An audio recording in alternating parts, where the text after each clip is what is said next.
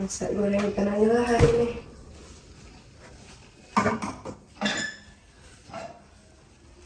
Ya, minyaknya habis. Ke Indomaret dulu beli minyak.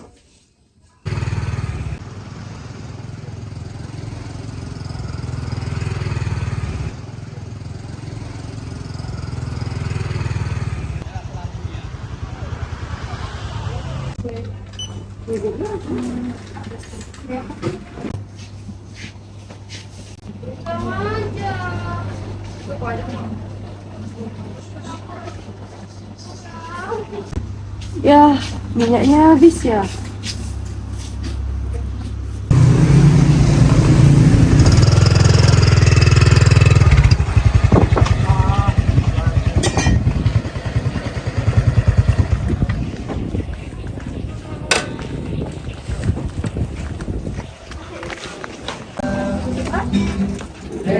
Mahal kali, cabai semua naik, bawang merah semua naik.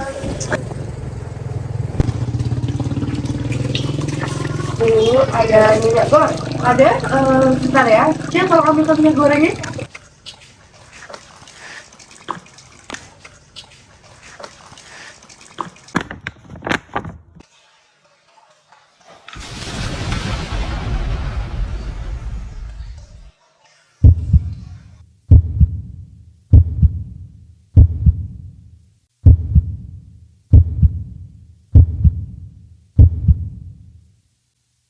Maksudnya apa ya Mbak? Ini kan punya saya. Tapi saya juga butuh. Tapi kan saya luan yang datang. Saya juga butuh, Mbak. Saya punya saya lah, kan saya luan yang datang ke sini. Saya butuh ini. Saya juga butuh loh. Saya mau masak. Keluarga saya mau datang. Keluarga saya juga mau datang, Mbak. Tapi saya luan yang datang ke kedai. Mbak, udah dong. Mau dilihatin orang. Saya. Punya saya. Punya saya. Punya saya, Mbak. Berapa harganya?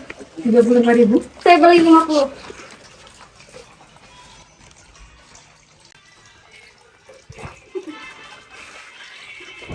Bu, tenang dulu ya Bu. Kami masih menyediakan minyak curah kok. Cia, tolong ambilkan minyak curahnya.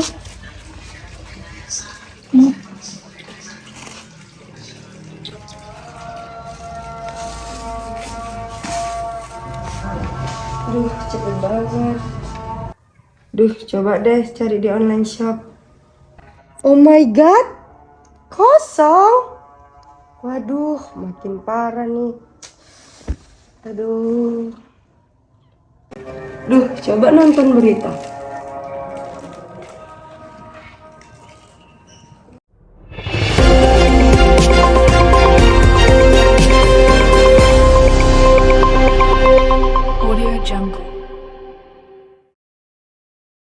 Selamat sore pemirsa, kembali lagi bersama saya Agnes.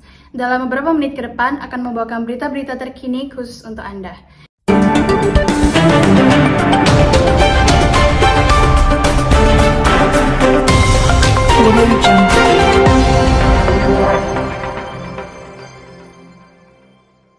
Kita awali dengan kasus kelangkaan minyak goreng. Minyak goreng langka, mamak garuk kepala. Mungkin adalah kalimat yang tepat untuk menggambarkan kondisi kelangkaan minyak goreng yang sedang menggemparkan Indonesia saat ini.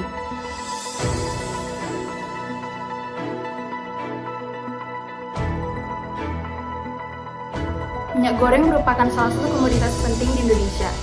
Berdasarkan IHK atau Indeks Harga Konsumen Indonesia, minyak goreng memiliki kontribusi yang besar. Hal tersebut karena minyak goreng merupakan salah satu barang yang dikonsumsi masyarakat setiap harinya.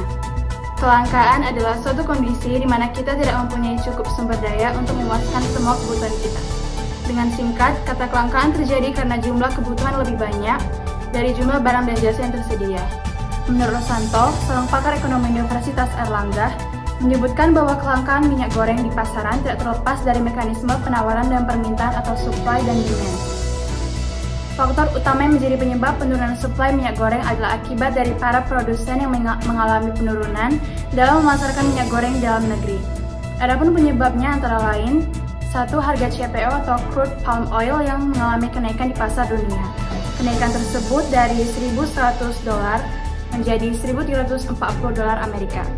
CPO sendiri adalah salah satu jenis minyak mentah yang paling banyak diminati oleh masyarakat dunia. Akibat kenaikan CPO, produsen minyak goreng lebih memilih menjual minyak goreng ke luar negeri dibandingkan ke dalam negeri. Yang kedua, kewajiban pemerintah terkait dengan program B30. Program B30 adalah program pemerintah yang mewajibkan para pengusaha CPO untuk mencampurkan 30% produksi minyaknya dengan 70% bahan bakar minyak jenis solar guna memenuhi pasar produksi biodiesel. Menyebabkan konsumsi yang seharusnya digunakan untuk minyak goreng digunakan untuk produksi biodiesel. Akan tetapi, program tersebut justru membuat keberadaan minyak goreng menjadi langka sehingga harganya melebihi ketentuan HET. Kelangkaan tersebut akhirnya membuat pemerintah mencabut HET. Kini pemerintah menerapkan aturan harga minyak goreng berdasarkan mekanisme pasar dan memberikan subsidi bagi minyak goreng curah. Yang ketiga, akibat terdapat pandemi COVID-19. Terdapat beberapa negara di belahan dunia lain yang sedang mengalami gelombang ketiga COVID-19. Konsumen luar negeri yang selama ini menggunakan minyak nabati juga mulai beralih ke CPO. Yang keempat, proses distribusi dan logistik minyak goreng. Hal penting yang juga tidak terlepas dari produsen minyak goreng yang ada di beberapa daerah saja. Sedangkan proses distribusi minyak goreng dilakukan ke berbagai daerah di Indonesia. Menurut Rosanto, hal tersebut menyebabkan kenaikan harga distribusi. Harga kontainer saat ini lebih mahal dari sebelumnya. Rosanto menjelaskan setidaknya ada 3 hal yang harus diupayakan oleh pemerintah. Dengan penerapan 3 hal tersebut diharapkan kelangkaan minyak goreng dalam negeri bisa teratasi. Yang pertama, menaikkan pajak ekspor minyak goreng. Harga minyak goreng dunia mengalami kenaikan dari yang awalnya di harga $1.100 menjadi $1.340.